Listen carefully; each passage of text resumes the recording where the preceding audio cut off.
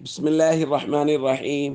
عن أم سلمة رضي الله تعالى عنها قالت قال رسول الله صلى الله تعالى عليه وسلم: من رأى هلال ذي الحجة فأراد أن يضحي فلا يأخذ من شعره ولا من أظفاره حتى يضحي.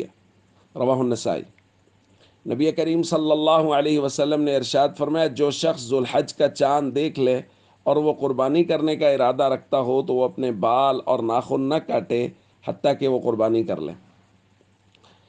دوستو، جن لوگوں کا قربانی کرنے کا ارادہ ہے ان کے لیے مستحب عمل یہ ہے کہ ذی الحج کا چاند نظر آنے سے لے کر قربانی کا جانور ذبح ہونے تک وہ اپنے ناخن اور بال وغیرہ نہ کٹوائیں، بلکہ ذی الحج کا چاند نظر آنے سے پہلے وہ اپنے ناخن اور بال وغیرہ درست کروا لیں۔ یہاں دو باتیں ذہن میں رکھیں۔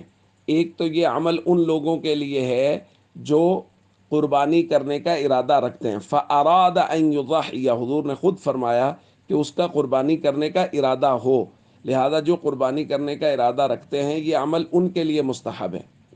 اور دوسری درخواست یہ ہے کہ ہر عمل کو اس کی جگہ پر رکھنا چاہیے۔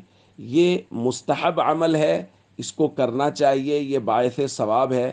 لیکن اگر کوئی شخص ایسا ہے جو سفر پر تھا یا اس کے علم میں نہیں تھا یا سستی کی وجہ سے وہ بال ناخن وغیرہ نہیں کٹوا سکا، اور اب ذی الحج کا چاند نظر آ گیا اور بال بڑھ رہے ہیں اور ناخن بڑے بڑے ہو رہے ہیں، تو اب ان کو چاہیے کہ وہ ناخن اور بال وغیرہ کاٹ لیں، کہ ذی الحج کے 10 دنوں کے اندر بھی بال اور ناخن کاٹنا جائز ہے اگر کسی کے بہت زیادہ بڑھ رہے ہیں۔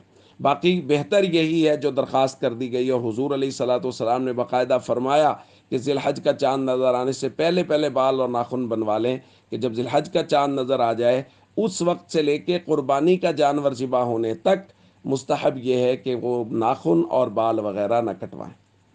السلام علیکم ورحمۃ اللہ وبرکاتہ۔